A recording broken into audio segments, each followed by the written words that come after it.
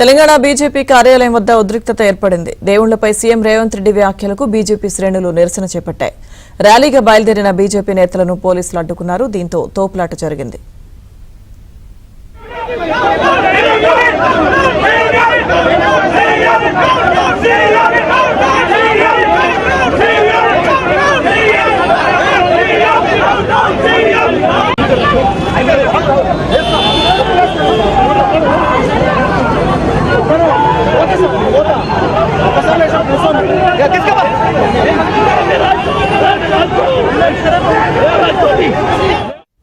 Telangana BJP కార్యాలయం వద్ద ఉద్రిక్తత ఏర్పడింది. దేవుళ్లపై సీఎం రేవంత్ రెడ్డి వ్యాఖ్యలకు బీజేపీ శ్రేణులు నిరసన చేపట్టాయి.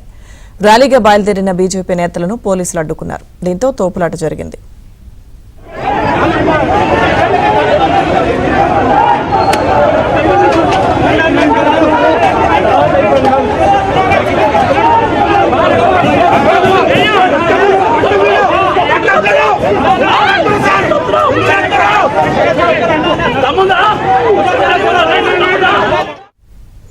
తెలంగాణ బీజేపీ కార్యాలయం వద్ద ఉద్రిక్తతకు సంబంధించిన పూర్తి సమాచారం మా ప్రతినిధి సిద్ధార్థ్ అందిస్తారు.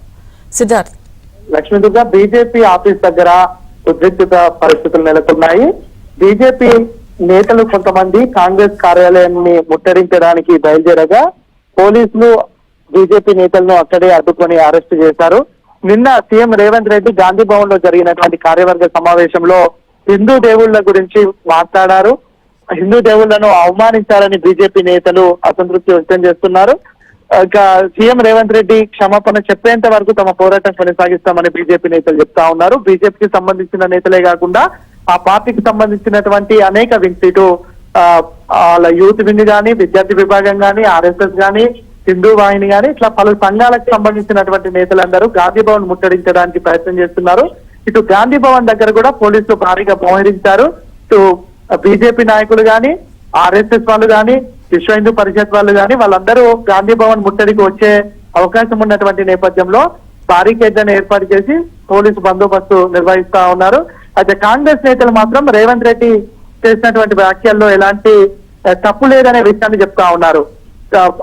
నేతల మధ్యలో అనేక మనస్పర్ధలు ఉంటాయి, వాటన్నింటినీ కలుపుకొని ముందుకు వెళ్లాలనే ఆలోచనని దాన్ని ఒక ఎగ్జాంపుల్ గా దేవుళ్లను ఉద్దేశించి చెప్పారు తప్ప దేవుళ్లను కించపరిచే ఉద్దేశం రేవంత్ రెడ్డికి లేదు అని కాంగ్రెస్ నేతలు చెప్తా ఉన్నారు. బీజేపీ నేతలకు ఇప్పుడు వాళ్ళకు విమర్శించడానికి ఏ అంశం లేదు కాబట్టి ఈ అంశాన్ని హైలైట్ చేస్తున్నారని కాంగ్రెస్ నేతలు విమర్శిస్తున్నటువంటి సిచ్యువేషన్ ఉంది.